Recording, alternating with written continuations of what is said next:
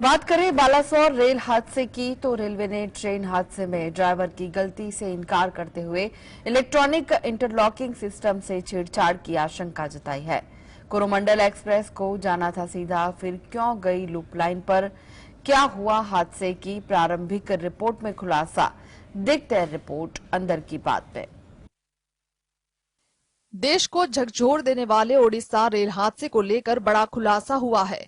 इस दुर्घटना की प्रारंभिक रिपोर्ट सामने आई, जो बालासोर रेल हादसे का सच बयां कर रही है। रिपोर्ट के अनुसार इंटरलॉकिंग सिस्टम लूप लाइन पर सेट था और सिग्नल ग्रीन होने की वजह से ट्रेन आगे गई थी। ये रिपोर्ट पीएम मोदी को ब्रीफ की गई है। आपको इंटरलॉकिंग सिस्टम और सिग्नल के बारे में भी बताते हैं। सिग्नल ग्रीन होने के बावजूद अगर इंटरलॉकिंग सिस्टम सिग्नल के अनुरूप नहीं है बल्कि दूसरी दिशा में है, तो उसका मतलब है कि इंटरलॉकिंग सिस्टम यहाँ टूट गया। ये गड़बड़ी कैसे हुई? क्या ये गड़बड़ी किसी तकनीकी खराबी के कारण थी, या कोई मानवीय चूक है, या कोई साजिश थी? ऐसे कई सवाल है। रेलवे का ऐसा मानना है कि उनका जो सिग्नलिंग का सिस्टम है, उनसे ये चूक संभव नहीं है। पहले कभी ऐसे नहीं देखा गया कि सिग्नल अलग हो और इंटरलॉकिंग अलग बताया हो। ये सिस्टम बहुत मजबूत होता है। इस हादसे के बाद रेल मंत्री अश्विनी वैष्णव ने कहा कि ये हादसा इलेक्ट्रॉनिक इंटरलॉकिंग और प्लांट मशीन में किए गए बदलाव के कारण हुआ है। Bureau report, GST. Telugu Desam party के अध्यक्ष एन चंद्रबाबू नायडू की केंद्रीय गृह मंत्री अमित शाह और भाजपा के राष्ट्रीय अध्यक्ष जेपी नड्डा के साथ नई दिल्ली में हुई मुलाकात से दोनों दलों के अपने गठबंधन को पुनर्जीवित करने की अटकलें तेज हो गई है। क्या अगर गठबंधन होता है तो भाजपा फायदा होगा या नुकसान? देखते रिपोर्ट अंदर की बात में। कर्नाटक में करारी हार के बाद बीजेपी ने दक्षिण भारत में अपनी रणनीति बदल दी है और सहयोगी की तलाश शुरू कर दी है। लेकिन कर्नाटक में बीजेपी के खराब प्रदर्शन के कारण राजनीतिक दल बीजेपी के साथ आने से डर रहे हैं। बीजेपी ने आंध्र प्रदेश और तेलंगाना में फिर से चंद्रबाबू के सामने सरेंडर करने का फैसला किया है। यह फैसले से स्थानिक बीजेपी नेता का मानना है कि भाजपा को 2 राज्यों में भारी नुकसान हो सकता है।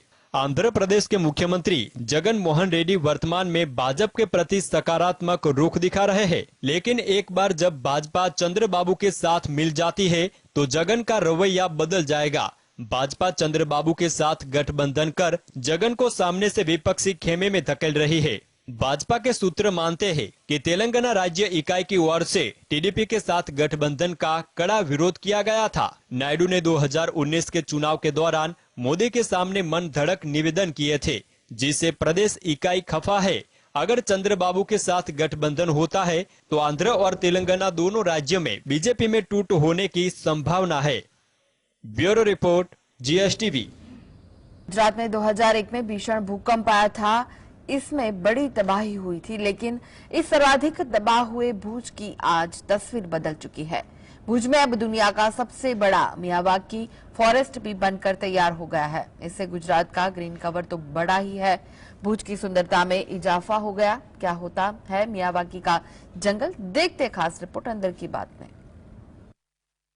विश्व पर्यावरण दिवस पर गुजरात को बड़ी सौगात मिली है। गुजरात के भुज में भूकंप पीड़ितों की याद में बनाया गया मियावाकी जंगल अब तैयार हो गया है।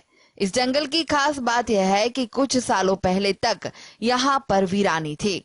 बंजर जमीन पर बहुत कम पेड़ थे, लेकिन अब यहाँ पर एक खूबसूरत जंगल तैयार किया गया है, जिसे स्मृति वन का नाम दिया गया है। मियावाकी एक वन तैयार करने की विधि है। इसमें बहुत कम जगह एक बहुत ज्यादा हरियाली की आती है। कम जगह में ज्यादा ग्रीन कवर की पद्धति को मियावाकी कहा जाता है।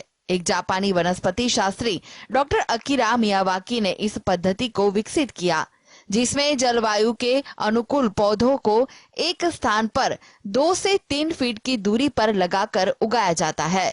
भुजिया डूंगर पर भी इस विधि से वन विकसित किया गया है। इस प्रकार भुज के मियावाकी जंगल ने गुजरात की हरियाली बढ़ा दी है। यहाँ मियावाकी पद्धति से पिछले 2 वर्षों में 117 प्रकार के लगभग 3 लाख पेड़ों की खेती की गई है। भूकंप पीड़ितों की याद में बने इस स्मारक वन से भुजिया पहाड़ी अब हरी चादर से ढकी हुई है। Bureau report, GS.